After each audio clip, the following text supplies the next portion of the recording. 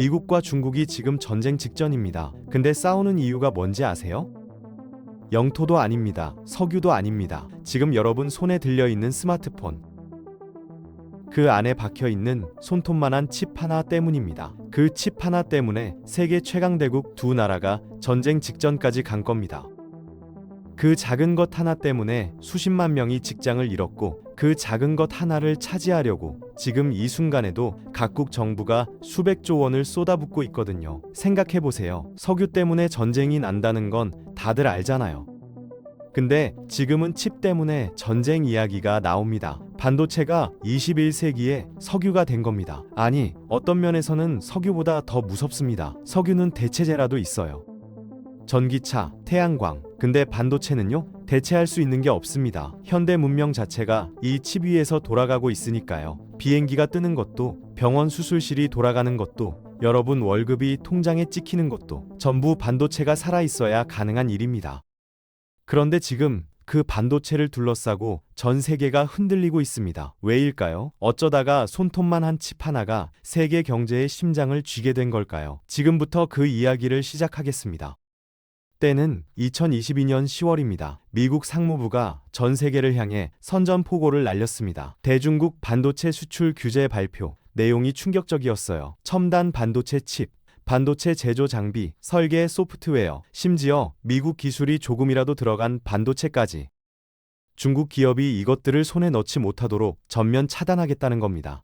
근데 미국이 왜 이렇게까지 했을까요? 단순히 중국 경제를 흔들려고요? 아닙니다. 핵심은 따로 있었습니다. 중국이 첨단 반도체를 개발하는 속도 자체를 늦추겠다는 거였어요. 특히 AI, 슈퍼컴퓨터, 그리고 군사용 기술, 이 세 가지에 쓰이는 반도체를 중국이 손에 넣지 못하게 막는 게 진짜 목표였던 겁니다. 생각해보세요. AI 기술이 발전하면 자율무기가 만들어집니다. 슈퍼컴퓨터가 있으면 핵탄두 시뮬레이션이 가능해집니다. 군사용 반도체가 있으면 미사일 정밀도가 올라갑니다. 미국 입장에서는 이걸 중국에 줄 수가 없는 거죠. 반도체 규제가 단순한 경제 전쟁이 아니라 군사 패권 전쟁이었던 겁니다. 하루아침에 중국의 반도체 굴기가 벽에 부딪혔습니다. 중국 최대 반도체 기업 SMIC의 주가가 곤두박질 쳤어요. 수천 명의 엔지니어들이 출근했다가 그냥 돌아갔습니다. 쓸 수 있는 장비가 없으니까요. 수십조 원을 투자한 공장이 하루아침에 고철덩어리가 될 위기에 처한 겁니다. 근데 여기서 또 궁금하지 않으세요? 미국이 이렇게 강수를 둘 수 있었던 이유가 뭘까요? 왜 중국은 당하고만 있었을까요? 여기서 이 이야기의 진짜 주인공이 등장합니다.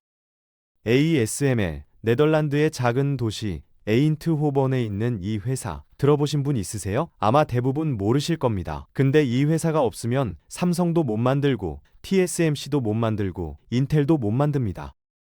전 세계에서 최첨단 반도체를 만드는 기계, EUV 노광 장비. 이걸 만드는 회사가 지구상에 딱 하나입니다. ASML이거든요. 이 기계 한 대 가격이 얼마인지 아세요? 적게는 3천억, 많게는 5천억 원입니다. 그것도 사고 싶다고 바로 살 수 있는 게 아니에요. 주문하면 1년 이상 기다려야 합니다. 전 세계가 줄을 서서 기다리거든요. 그리고 미국은 이 회사에 압력을 넣었습니다. 중국에 팔지 말라고. 네덜란드 정부도 결국 수출 허가를 내주지 않았습니다. 그 순간 중국의 반도체 자립 계획은 최소 10년이 뒤로 밀렸다는 평가가 나왔어요. 기계 하나, 회사 하나, 나라 하나의 미래가 바뀐 겁니다. 자, 이제 무대를 대만으로 옮겨보겠습니다. 대만 북부 신주과학단지, 이곳에 TSMC 본사가 있습니다. 겉으로 보면 거대한 공장이지만 세계 최첨단 반도체 생산의 90% 이상이 이 생태계에 걸려 있습니다. 애플과 엔비디아, AMD의 핵심 첨단 칩 상당수가 바로 여기서 만들어집니다. 그리고 이 회사를 만든 사람이 모리스 창입니다. 1931년 중국에서 태어나 미국으로 건너가 하버드와 MIT를 거쳤고 텍사스 인스트루먼츠에서 경력을 쌓았습니다. 이후 대만으로 건너와 1987년 56세의 나이에 TSMC를 세웠습니다. 그의 발상은 단순했지만 혁명적이었습니다. 설계는 고객이 하고 우리는 생산만 맡는다. 지금의 파운드리 시대는 그렇게 시작됐습니다. 보통 사람이면 은퇴를 생각할 나이에 세상을 바꿀 회사를 만든 겁니다. 그 결과가 지금입니다. TSMC 하나가 전 세계 반도체 생산을 틀어진 거죠. 근데 여기서 엄청난 아이러니가 있습니다. 이 회사가 있는 대만, 중국은 대만을 자기 영토라고 주장합니다. 언젠가는 반드시 통일하겠다고 공언하고 있어요. 만약 중국이 대만을 점령하면 어떻게 될까요? TSMC도 중국 손에 들어가는 겁니다. 전 세계 최첨단 반도체 공급망 전체가 중국 지배 아래 놓이는 거거든요. 이걸 미국이 모를 리 없죠. 그래서 미국이 대만을 사활을 걸고 지키는 겁니다. 단순히 민주주의 수호가 아니에요. TSMC를 지키는 겁니다. 반도체 패권을 지키는 거거든요. 실제로 TSMC 내부에는 이런 이야기가 돌았습니다. 유사시의 핵심 엔지니어들을 미국으로 대피시키고 공장 일부를 파괴해서 중국이 기술을 통째로 가져가지 못하게 하겠다는 계획이 논의됐다는 거죠. 실리콘 방패, 대만이 TSMC라는 존재 덕분에 중국의 침공을 억제한다는 이론입니다. 공장을 지키려는 미국과 동맹국들이 자동으로 대만을 지키게 된다는 거예요. 손톱만 한 칩이 국가 안보가 된 겁니다. 이번엔 우리 이야기를 해보죠. 2022년 5월 조 바이든 미국 대통령이 한국에 도착했습니다. 미국 대통령이 한국에 왔으면 어디로 가야 할까요? 청와대? 아닙니다. 그가 가장 먼저 향한 곳은 경기도 평택이었습니다. 삼성 반도체 공장이거든요.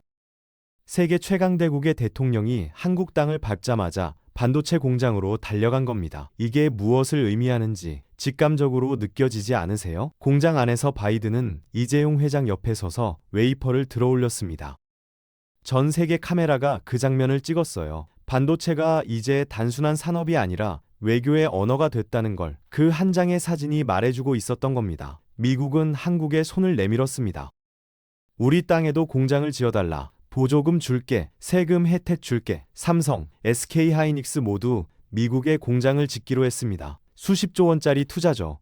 근데 이게 마냥 좋은 소식일까요? 꼭 그렇지만은 않습니다. 한국 반도체 기업들의 최대 고객 중 하나가 중국이거든요. 중국 시장 매출이 어마어마합니다. 근데 미국이 계속 압박합니다. 중국의 첨단 기술 팔지 마라. 중국과 너무 가까이 하지 마라. 한국 기업들은 미국 눈치도 봐야 하고 중국 눈치도 봐야 하는 겁니다. 이 줄타기가 지금도 계속되고 있거든요. 그리고 이 전쟁에 완전히 새로운 판이 열렸습니다. AI입니다. 젠슨 황, 엔비디아 CEO. 대만 태생의 이 남자가 지금 전 세계에서 가장 주목받는 기업인 중 한 명이 됐습니다. 왜냐고요? 그가 만드는 GPU 칩이 AI의 연료이기 때문입니다.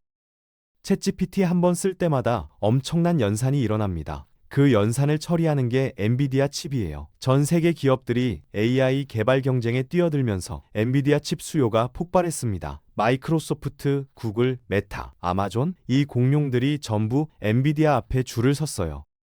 물량이 없습니다. 달려도 수요를 못 따라갑니다. 그러니 가격이 치솟고 AI 개발 비용이 올라가고 결국 우리가 쓰는 AI 서비스 가격에 반영되는 거거든요. 엔비디아 시가총액이 한때 3조 달러를 넘었습니다. 3조 달러, 우리나라 GDP의 2배가 넘는 돈이에요.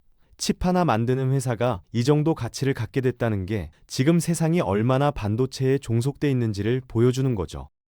근데 중국이 이걸 보고 가만히 있을까요? 중국은 지금 반도체 자립에 구군을 걸었습니다. 시진핑 주석이 직접 나서서 반도체 굴기를 선언했어요. 수백조 원을 쏟아붓겠다고. 근데 현실은 냉혹합니다.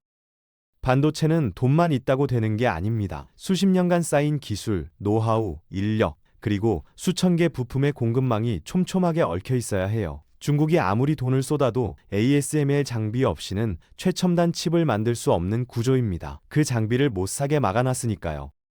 중국이 무너지냐고요? 그것도 아닙니다. 중국은 최첨단은 못 만들어도 중간 수준의 칩을 엄청난 물량으로 찍어내기 시작했거든요. 전기차, 가전제품, 드론, 최첨단 칩이 필요 없는 분야에서 중국산 칩이 빠르게 시장을 점령하고 있습니다.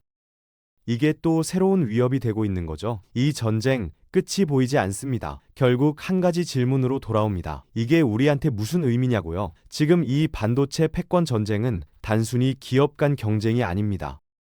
어느 나라가 미래 기술을 지배하느냐, 어느 나라가 군사적 우위를 갖느냐, 어느 나라가 다음 세기를 이끄느냐의 싸움입니다. 그리고 그 싸움 한복판에 한국이 서 있습니다.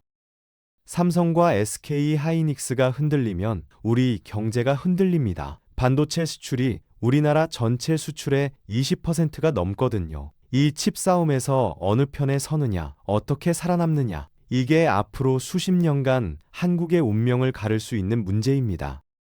여러분이 다음에 스마트폰 화면을 켤 때 한 번만 생각해 보세요. 이 화면을 밝히는 칩 하나를 두고 지금 이 순간에도 세계 최강 대국들이 싸우고 있다는 걸. 그 싸움의 결과가 여러분의 일자리, 물가, 그리고 이 나라의 미래에 직결된다는 걸요. 반도체를 지배하는 자가 경제를 지배하고 경제를 지배하는 자가 세계를 지배합니다. 그리고 지금 그 자리를 두고 역사상 가장 치열한 전쟁이 벌어지고 있습니다. 총성 없는 전쟁. 하지만 그 결과는 진짜 전쟁만큼, 아니 그보다 더 우리 삶을 바꿔놓을 겁니다.